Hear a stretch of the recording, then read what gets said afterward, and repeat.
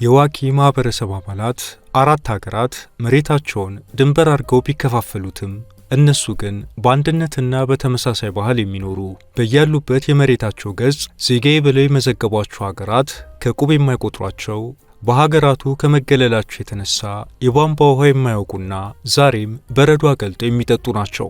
ስንዴና ሌሎችንም አዝርቶችን የሚያመርቱ ሴቶቻቸው ያለምንም ስጋት በግ፣ ፍየልና ያክ የተባለውን ከብቶቻቸውን እየነዱ ለቀናት በየተራራው ጥግ የሚያርፉበት፣ ወንዶቻቸው በበዓላት ወቅት ፈረሶቻቸው ላይ ሆነው የሚፋለሙበት ባህላዊ ጨዋታቸውና በሌሎችም የህይወት እንቅስቃሴያቸው እጅግ አስገራሚ ህዝብ ናቸው። ለዛሬም የዋኪ ማህበረሰብ አባላትን አኗኗር፣ ባህልና በአጠቃላይ በሰማይ ጠቀስ ከፍታው ላይ ያላቸውን አስደናቂ ህይወት በማሳያችን እናሳያችኋለን። አብራችሁን ቆዩ።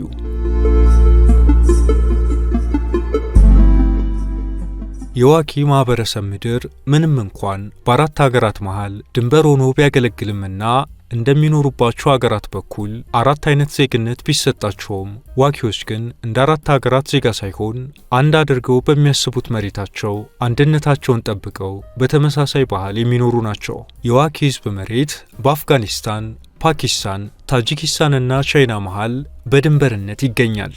ሀገራቱም በየድንበሮቻቸው በኩል ላሉት ዋኪዎች ዜግነት ሰጥቷቸዋል።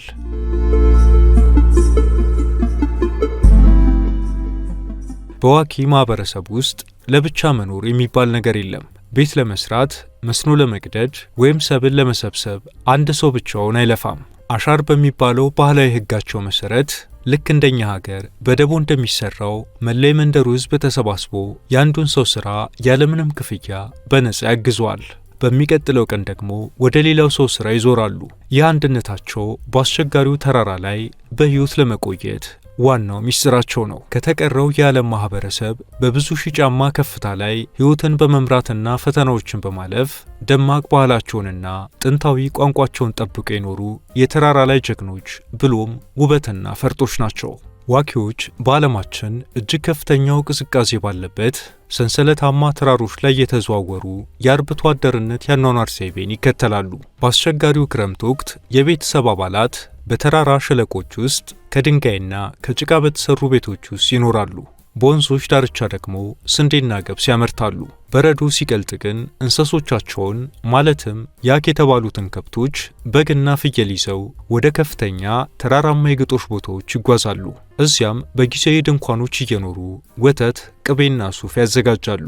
ዋኪዎች ከእንስሶቻቸው በተለይም ያክ ከተባሉት ከብቶቻቸው ጋር ያላቸው ትስስር ከምግብነት የላቀ ነው። እያንዳንዱን ያክ እንደ ቤተሰብ አባል ስለሚመለከቱት የራሱ የሆነ ልዩ ስም ያወጡለታል። እንስሳቱም የሚጠሩበትን ስም የሚያውቁት ሲሆን እረኛዋ ሴት ስማቸውን ጠርታ ስታዜምላቸው በስነ ስርዓት ይሰበሰባሉ።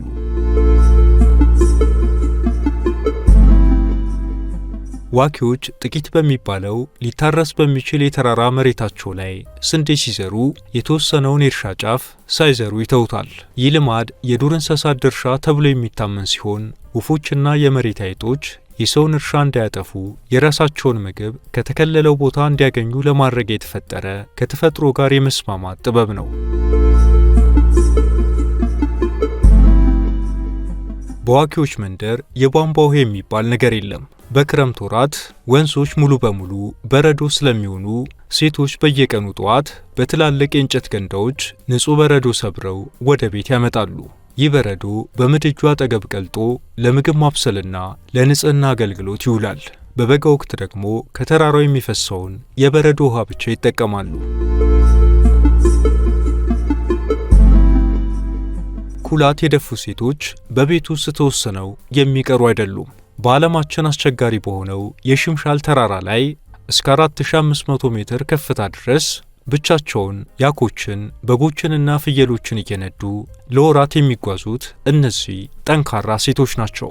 በበረዶ ክምርና በኃይለኛው የተራራ ነፋስ ውስጥ ሆነው ከብቶቻቸውን ሲጠብቁ በራሳቸው ላይ የደፉት ደማቅ ቀይ ኩላት ከተራራው ማዶ ላለ ሰው እንደ ተስፋ ብርሃን ሆኖ በርቀት ይታያል። እነዚህ ቆቦች ማህበራዊ ደረጃንና ዕድሜን ጭምር ለመለየት ያገለግላሉ።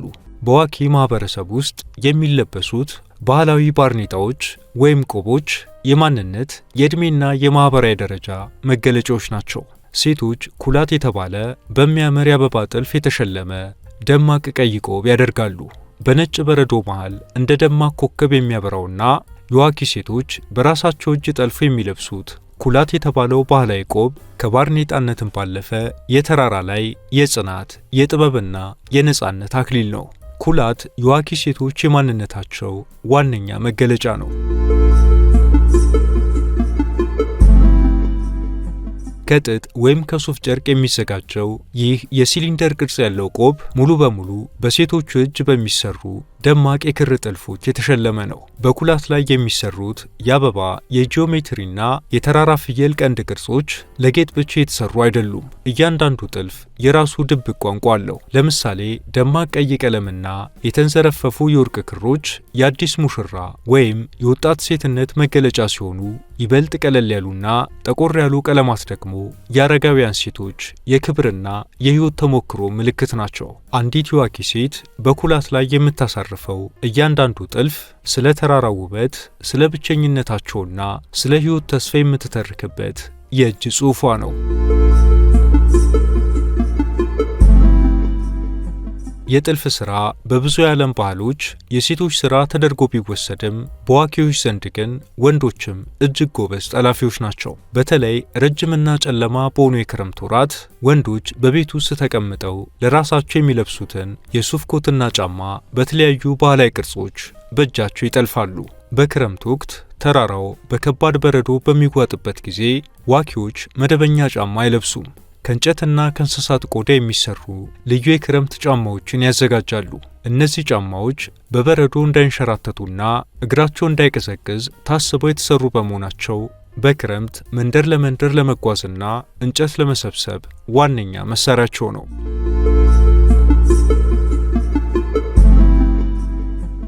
የዋኪዎች ታሪክ የደስታና የጀግንነት ብቻ አይደለም፣ ከባድ ፈተናዎችንም አልፈዋል። በተለይ በአፍጋኒስታን በኩል የሚኖሩት ዋኪዎች ወደ ዘመናዊ ሆስፒታል ለመድረስ ለቀናት በእግር ወይም በፈረስ መጓዝ ስላለባቸው ሕመም ሲሰማቸው የሚጠቀሙት ከተራራ ላይ የሚቀጥፏቸውን ልዩ ልዩ እጽዋት ነው። በአፍጋኒስታን በኩል ያሉት ዋኪዎች ከሌላው አፍጋኒስታናዊ ዛሬም ድረስ በዓለማችን እጅግ ተገለው የሚኖሩ ሕዝቦች ናቸው። ምንም አይነት የመኪና መንገድ፣ የኤሌክትሪክ መስመር ወይም የሞባይል ኔትወርክ የላቸውም። ስልክና ኢንተርኔት በሌለበት ምድራቸው ውስጥ ለአደጋ ጊዜ ልዩ የመገናኛ ዘዴን ይጠቀማሉ። በአንድ መንደር ላይ ድንገተኛ አደጋ ለምሳሌ ከባድ ሕመም ወይም የተኩላ ጥቃት ካጋጠመ በተራራው ጫፍ ላይ የከብቶች ፍግና ሳር በመጠቀም እሳት ያቀጣጥላሉ። የጭሱ ቀለምና ብዛት ጎረቤት መንደሮች አደጋ መኖሩን እንዲረዱና በፈረስ ለእርዳታ እንዲደርሱ ያደርጋል።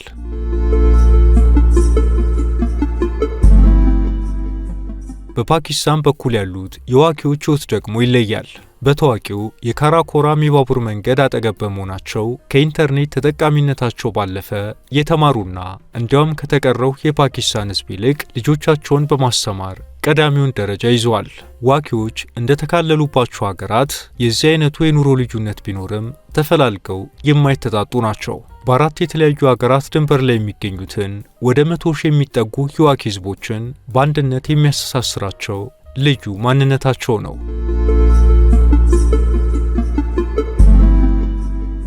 ዛሬ ዋኪዎች የተከፋፈለ እውነታ ውስጥ ይኖራሉ። ባለፉት ዘመናት የተሰመሩ ድንበሮች ቤተሰቦቹን አራርቀዋል። አንዳንዶቹ ዋኪዎች ከአፍጋኒስታን ጦርነት መዘዝ ጋር ይታገላሉ። ሌሎቹ ደግሞ ከዘመናዊቷ ቻይና ጋር ተስማምተዋል። የተቀሩት ደግሞ በፓኪስታንና ታጂኪስታን ሕይወታቸውን ይመራሉ። ይሁን እንጂ በአራቱም ሀገራት የሚኖሩት ዋኪዎች የባህል ትስስራቸው አልተበጠሰም። በፓኪስታን ባህላዊ ቆባቸውን አድርገው ቢታዩም ወይም በቻይና የከብቶቻቸውን ሲጠብቁ ቢታዩም ዋኪዎች ባህልና ጽናታቸውን የማይተዉ ተምሳሌት ናቸው።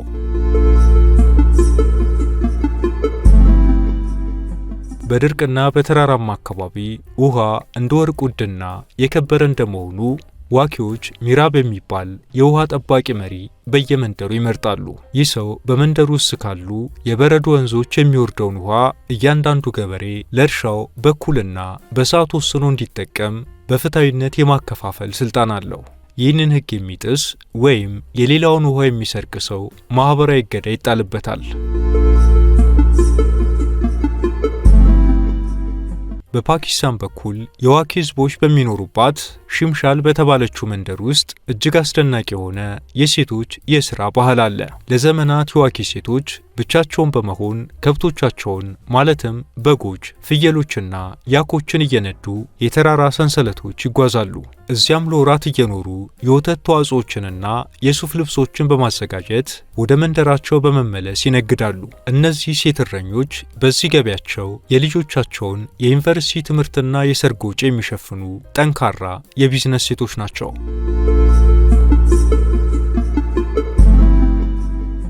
ዋኪዎች ማህበራዊ ትስስራቸውን የሚያጠናክሩት እጅግ አስደናቂ በሆኑ ባህላዊ ጨዋታዎች ነው። ከነዚህም መካከል ቡስካሽ የተባለው ስፖርት ቀዳሚውን ስፍራ ይይዛል።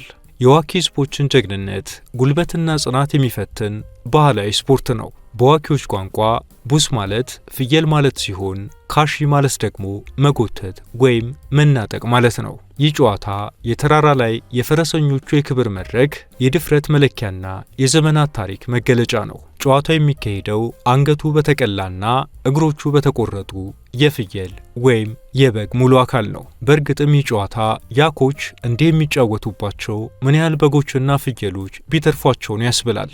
በማህበረሰብ ውስጥ ቻፓንዳስ በመባል የሚጠሩት ታዋቂ ፈረሰኞች መሬት ላይ ያለውን ከባድ የፍየል አካል በፈረስ ላይ ሆነው ጎንበስ በማለት በአንድ እጃቸው በመንጠቅ በሜዳው ላይ ካሉት በመቶዎች ከሚቆጠሩት ተቀናቃኝ ፈረሰኞች ፍልሚያ አምልጠው በተወሰነው የክበብ መስመር ውስጥ ማስገባት ነው።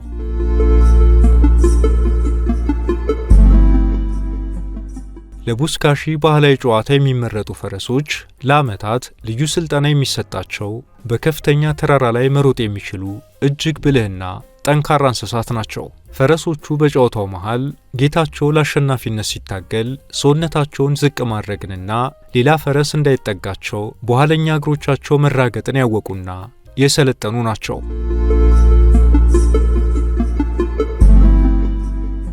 እነዚህ የዋኪ ወንዶች በፓሚር ተራሮች ላይ የቡስካሺ ጨዋታን የሚጫወቱት በማንኛውም ቀን አይደለም። ይህ ጨዋታ የሚካሄደው በትላልቅ ሰርጎች፣ በናውሩዝ ወይም በአዲስ ዓመታቸውና ከብቶችን ከአንድ ቦታ ወደ ሌላ ቦታ ለማሸጋገር በሚዘጋጁበት ወቅት ነው። በተለይ በታላላቅ የዋኪ ሰርጎች ላይ የሙሽራው ቤተሰቦች ትልቅ የቡስካሺ ውድድር ያዘጋጃሉ። ለአሸናፊውም ውድ የሆኑ የያክ ከብቶችን፣ ፈረሶችን ወይም ውድ ምንጣፎችን በሽልማት መልክ ያበረክታሉ። ይህ ጨዋታ በተለይ በሰርግና በዓመታዊ በዓላት ላይ ትልቅ ትኩረት ይሰጠዋል።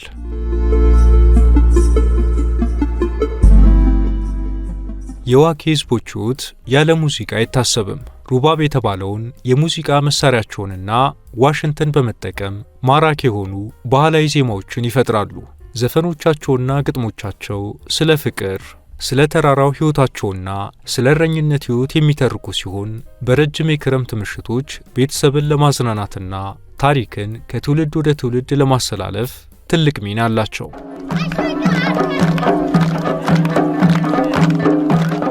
በዋኪዎች የሰርግ ስነ ስርዓት ላይ ሙሽራዋ ወደ አዲሱ ባለቤቷ ቤት ስትሄድ ፊቷን ሙሉ በሙሉ የሚሸፍን ደማቅ ቀይ የሆነ ትልቅ ጨርቅ ታደርጋለች።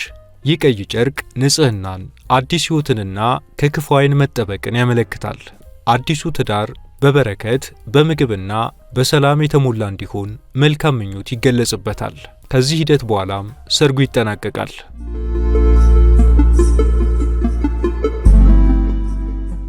ዋኪዎች ቀናቸውን የሚጀምሩት ሺርቻይ በሚባል ልዩ ባህላዊ ሻይ ነው። ይህ ሻይ እንደ ሌላው ዓለም በስኳር ሳይሆን የሚዘጋጀው በወተት፣ በቂቤ፣ በጨውና በሻይ ቅጠል ነው። እጅግ በጣም ቀዝቃዛ በሆነው የተራራ አየር ውስጥ ለሰውነት ከፍተኛ ሙቀትና ኃይል ስለሚሰጥ እንደ ጠቃሚ ምግብ ይቆጠራል።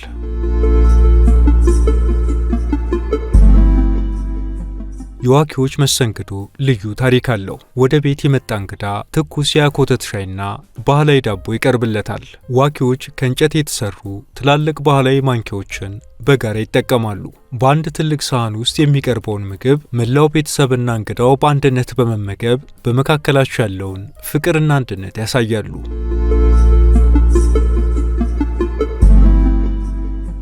ለብዙ ሺህ ዓመታት ዋኪዎች አስፈሪ በሆኑት የፓሚር ተራራማ ሰንሰለቶች ውስጥ ኖረዋል።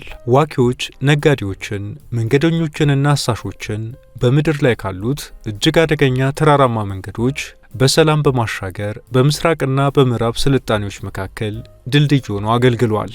አብዛኞቹ ዋኪዎች የሺዓ እስልምና ተከታዮች ናቸው። በመንፈሳዊ መሪያቸው በአጋ ኻን የሚመሩ ሲሆን እምነታቸው ለትምህርት፣ ለሴቶች እኩልነት፣ ለባህል ጥበቃና ለሰላማዊ አብሮ መኖር ትልቅ ቦታ ይሰጣል። ይህም በአካባቢው ካለው የፖለቲካ ውጥረት አንጻር ሰላማዊ ማህበረሰብ እንዲሆኑ አድርጓቸዋል። ለዋኪዎች ቤት ማለት መጠለያ ብቻ አይደለም፣ ይልቁንም የእምነታቸው መገለጫ መድረክ ነው። ቺድ በመባል የሚታወቀው ባህላዊ ቤታቸው ውስጣዊ አወቃቀሩ የረቀቀ መንፈሳዊ ትርጉም አለው። ቤቱን ደግፎ የሚያቆሙት 5 ዋና ዋና የእንጨት አምዶች በእስልምና እምነት ውስጥ ያሉትን 5 የቅዱሳን ቤተሰቦችን ይወክላሉ። በቤቱ ጣሪያ ላይ ያለው የብርሃን መውጫ ቀዳዳ ደግሞ 4 ተደራራቢ ክፍሎች ያሉት ሲሆን እያንዳንዱ ደረጃ የተፈጥሮ እሳትን፣ ውሃን፣ አየርንና መሬትን ያመላክታል። በዚህ የጣራ ቀዳዳ በኩል የሚገባው የፀሐይ ብርሃን የሰዓት መቁጠሪያ ሆኖ ያገለግላል። ዢኮር የተባለውን ጥንታዊ የኢንዶ አውሮፓ ቋንቋን ይናገራሉ። ይህ ቋንቋ በጽሑፍ ሳይሆን ከትውልድ ወደ ትውልድ በቃል በሚተላለፉ ግጥሞች፣ ተረቶችና ታሪኮች አማካኝነት እስካሁን ሕያው ሆኖ የሚገኝ ነው። በ4 ሀገራት መሃል የሚኖረው የዋኪ ሕዝብ የዓለም ጣሪያ ተብሎ በሚጠራው እጅግ አስቸጋሪ የበረዶ ተራራማ ጫፍ ላይ ጊዜና ፖለቲካ ሳይበትናቸው የሚኖሩ ጽኖች ናቸው።